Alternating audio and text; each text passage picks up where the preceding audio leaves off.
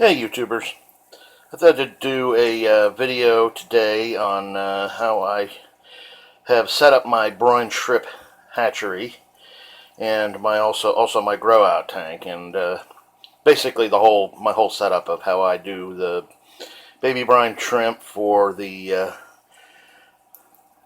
fry, a pisto fry, and hopefully someday some angel fry. And oh yes, by the way, for those of you who have asked about the angel eggs, unfortunately they were overtaken by fungus, and well, there was no joy in Angelville today. So unsuccessful first attempt at hand rearing my angelfish eggs.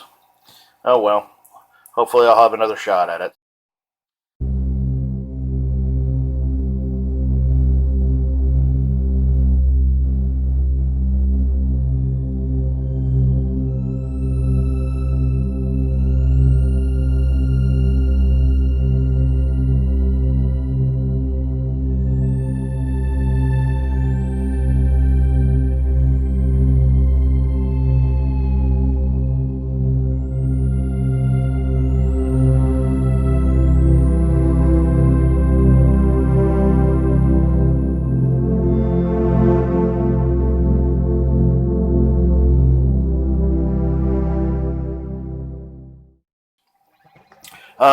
I'm sure all of you who have done any kind of background study in this know the basic 2-liter bottle. Uh, you cut the bottoms of them off and flip them like this, and then you fill them up with water, and you can see that I have a mark right there, and I did it around 3 sides or whatever. There's a mark right there. Most of them are faded. At any rate, a mark which is the 1 liter mark, or 1 quart. 1 quart and 1 liter are just about the same amount. So if you don't have something that graduates in liters and you're in America, you can just use a quart. So you fill a quart cup up and fill it up to here, make a mark with a permanent marker or whatever, so you know how much water to put in. And of course you cap it good with the bottom. My first attempts were very low yields, even though I had the 99% hatch rate eggs. I just wasn't getting a very good yield out of them, and one of the reasons being was that this room that I'm using here for the hatchery is not particularly the best temperature. So what I did was I took one of these 2.5 gallon aquariums, and I put a piece of styrofoam down on the bottom, weighted it with some chunks of marble. You can use rock or whatever else just to keep it down there. Of course, it's also pressure fitted into the bottom.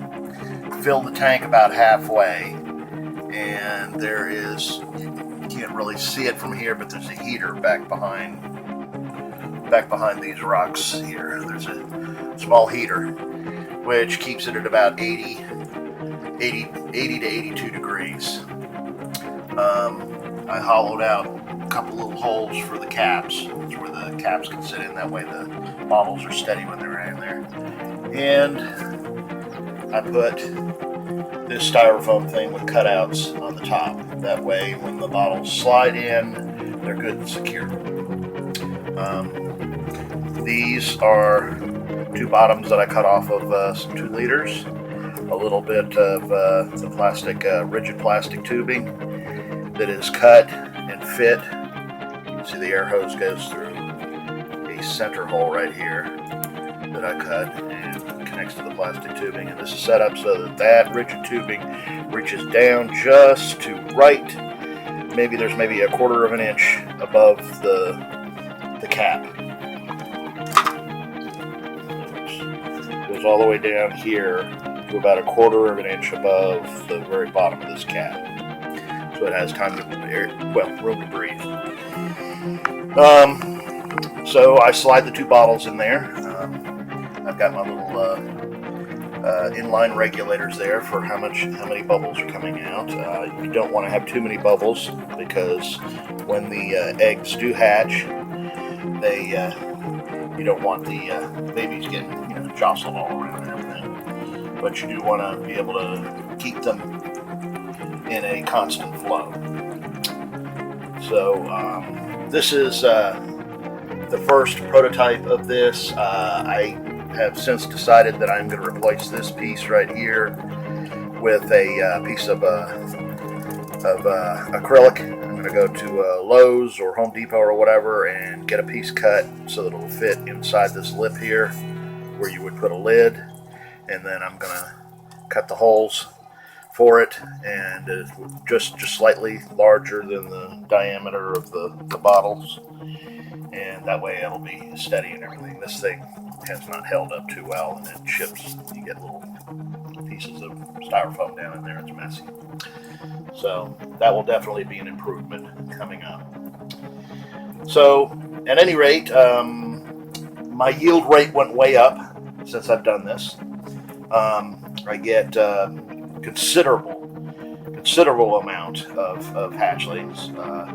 As a matter of fact, to the point where when I do one bottle of this stuff, which used to be just barely enough to feed the fry twice a day, now I have more than triple that. So I'm actually giving some of the brine shrimp to I'm spreading it out throughout some of the other tanks and feeding some of the other tanks, because the adult fish will still eat the baby brine shrimp. Believe me, they'll go after them. Not all of them, but most of the adult fish will go after the baby brine shrimp. And the other thing that I added to this was a little hatchery. I had seen in some of, if you look real closely, you can see them swimming around in there. In fact, they're about ready to be harvested here. But after I've done all the feedings and you have the leftover water, what I do is set the camera here so you can look at them for a minute. What I do is I got a piece of air line and another piece of rigid tubing and the steel right here, and I put this down inside the bottle. Of course, this would be upside down.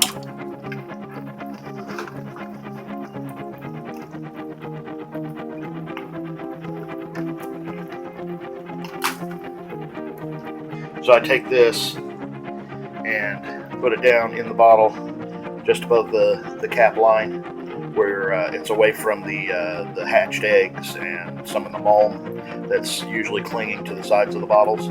And you don't want to get it too low in that cap area, otherwise you're going to get some of the fallout too. And I siphon off into this tank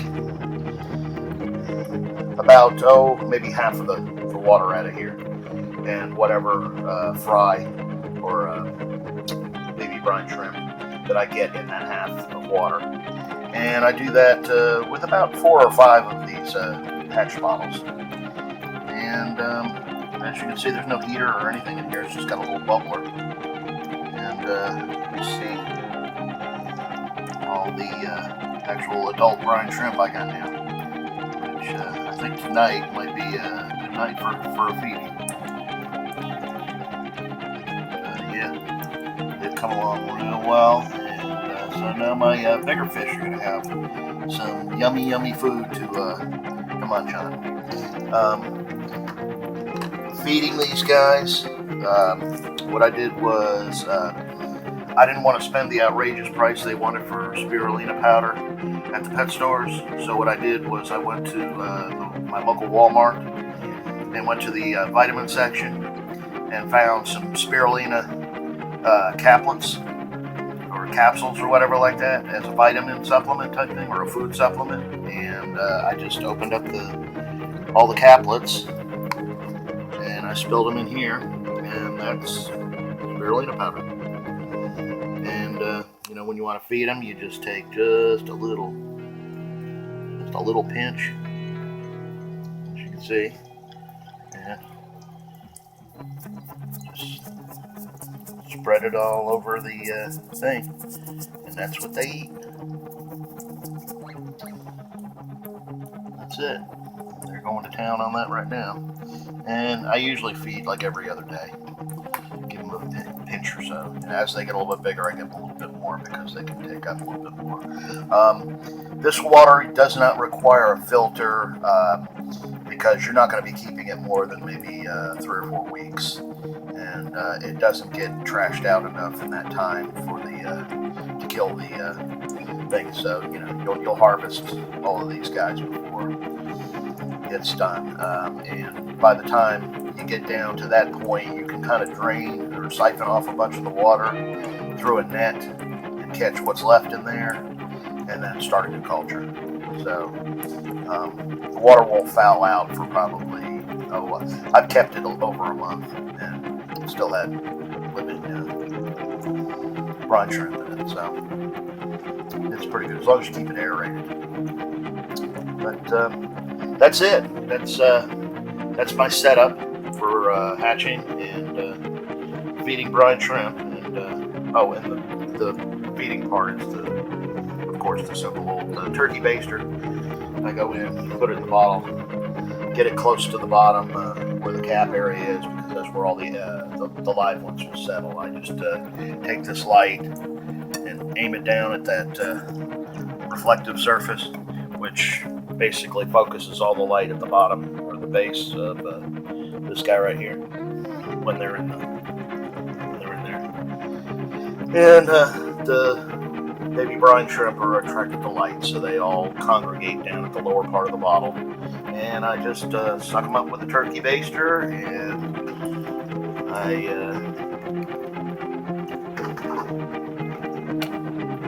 take a net, brine shrimp net, slowly pour them through that, and the water goes in the cup. And I take the net and I go into the bathroom, or I'll have another cup with a little bit of fresh water in it, and I take the net with the baby brine shrimp and just kind of lightly dunk it into the fresh water to get the bulk of the salt and stuff off of it, and then take it in there and feed it to the fish fry. So that's it. I hope all of you had a great week, and I hope you're having a great weekend. And that's all I got for you this time. So enjoy what's left, and we will see you soon.